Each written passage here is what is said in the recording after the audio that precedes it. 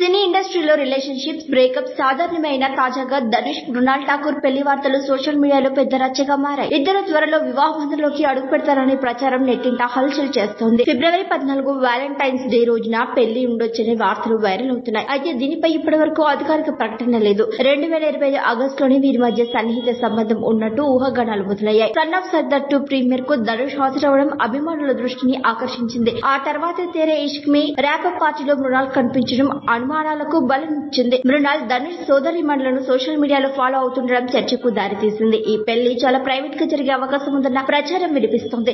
కేవలం కుటుంబ సభ్యులు సన్నిహితుల సమక్షంలోనే ఈ వేడుక ఉండొచ్చని అంటున్నారు. కానీ ఈ విషయంపై ధనుష్ కానీ మృణాల్ కానీ ఇంకా స్పందించలేదు. గతంలో డేటింగ్ వార్తలను మృణాల్ స్పష్టంగా ఖండించారు. ధనుష్ తనకు మంచి స్నేహితుడు మాత్రమేనని ఆమె తెలిపారు. అయితే ధనుష్ గతంలో ఐశ్వర్యను వివాహం చేసుకుని 2002లో విడిపోయారు. 2024లో విడాకుల ప్రక్రియ పూర్తయినట్లు వార్తలు వచ్చాయి. ఈ నేపథ్యంలో పెళ్లి వార్తలు నిజమా లేక పుకార్లా అన్నది ఇంకా స్పష్టత రాలేదు.